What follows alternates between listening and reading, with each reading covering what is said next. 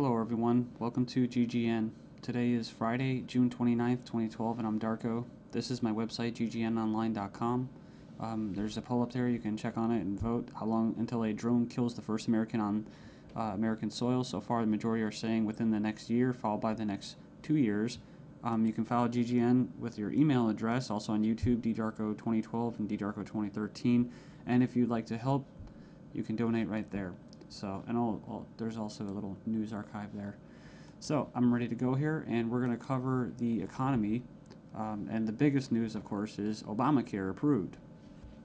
It was kind of shelved for a while there, and now it's back from the dead. So, and a little bit of eugenics, because you have financial warfare, and then you have social warfare, you have eugenics, and it kind of all just is immersed, right, in the same global agenda.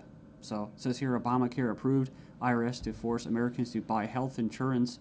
It says it's a victory for Obama and a travesty for the middle class. The Supreme Court upheld Obama's health care mandate, empowers the IRS to begin to regulate America's health care by 2014. Expect IRS thugs armed with shotguns knocking at your door to fine you almost $700 a person or $2,000 per household for failure to purchase health insurance. If you fail to pay the outrageous fine, expect to be sued by the IRS. It says here that revised healthcare laws remove the penalty of almost $250,000 in imprisonment up to 5 years. It says here this ruling allows the federal government to force citizens to enter a contract with private corporations to buy health insurance. This is happening just days before the 4th of July, when Americans won its independence from British tyranny, and now we face the same tyranny today. It says here by 2014, all Americans will have to submit or face being fined and sued by the Internal Revenue Service. The American people are already struggling financially with record unemployment, inflation, and trillions of dollars in national debt. By the time health insurance becomes mandatory, the middle class will be financially bankrupt. This is the reason why the military and police are preparing for martial law in the U.S. streets, says because people will revolt against the system that has basically turned people into financial slaves. So it says here that they're conditioning Americans with checkpoints and speed traps, army drones to spy on us.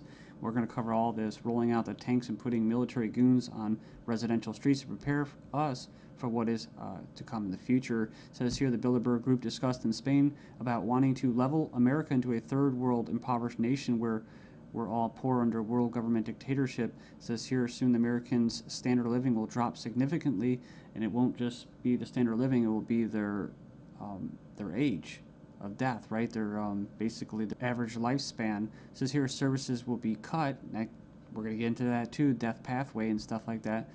Taxes will be increased until we become so poor that we are unable to fight, and resistance will be futile. As Americans issue split decision on healthcare ruling, nearly 2/3 believe politics played too great a role. So it says Americans are sharply divided over Thursday's Supreme Court decision on the 2010 healthcare law, with 46% agreeing and 46% disagreeing with the High Court's ruling that the law is constitutional. Then you have from the Daily Bail, Obamacare complicated. Check out the flow chart. And yeah, there's our buddy, the IRS, right there. But it's just a god-awful mess. And you have Secretary of Health and Human Services in the middle. All of these different vested interests, all these different bureaucracies. And the biggest invested interest that helped write the bill was the insurance companies. And they're the ones that are going to basically, how could you say, not profit? Well, they will profit, but they're going to get the best advantage from this, right?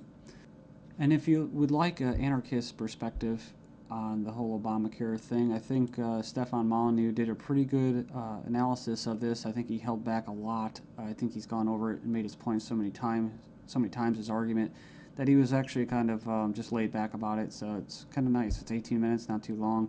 The truth about Obamacare, yes, it's even worse than you think. And right here in the description, he puts in there the 6 facts that he presents in his argument. So fact 1, there is no law in the U.S. anymore. Basically what he's saying is that if they could just do anything, then there's no law, right? And it's tricky because, in quote, in a stateless society, there would be what? No law. Well, there would still be common law. See, this isn't common law. This is political law. That's why you have pigs, political law enforcements, and the like that are going to be enforcing this, federal agents and that. So in other words, what he's saying is that you might as well just have no government, because right here you have a dictatorship with, quote, laws, right? They have laws that basically write in a dictatorship. So we have here Obamacare is an admission that all previous government healthcare programs have failed. So, and this is true. I remember the recording, about Nixon and stuff like that, getting people on Medicaid. Doesn't really matter whether it's good or not. And in fact, costs have already doubled from initial estimates, and that's usually how it works. As soon as this gets closer to fruition, oh yeah, some hidden costs. Sorry guys. Fact 4, 70% plus of healthcare issues result from individual choice. So the thing about it, he's talking about smoking, drinking, eating basically a lot of bad food and stuff like that. You can actually help. But a lot of these people that are going to, quote, benefit from this are not going to be doing anything to help their own health, right? So it says here the inability to discriminate on pre-existing conditions is an essential driver of healthcare cost. So I think what he's saying there is it's not very free market. It says here that the fines for non-compliance are destined to rise enormously. We have 15 reasons why the Obamacare decision is a mind-blowing disaster for America. It was actually, it says here it was voted 5-4 decision to uphold the vote. And it says here, the bill, it says here the swing vote was Chief Justice John Roberts, who was appointed by George Bush, W. Bush. And not that you'd have any confidence in the judicial system as it stands, just based off past history and their track record. It says here, after the vote today, it is hard to have any faith in the U.S. Supreme Court. I guess they're saying because he was quote conservative. According to the Supreme Court, the federal government has the power to force you to buy private goods and services. And it goes on and says here that it's another step away from individual liberty, another step towards a nanny state. I hate that word. But it says here IRS is now going to be given the task of hunting down and penalizing Americans.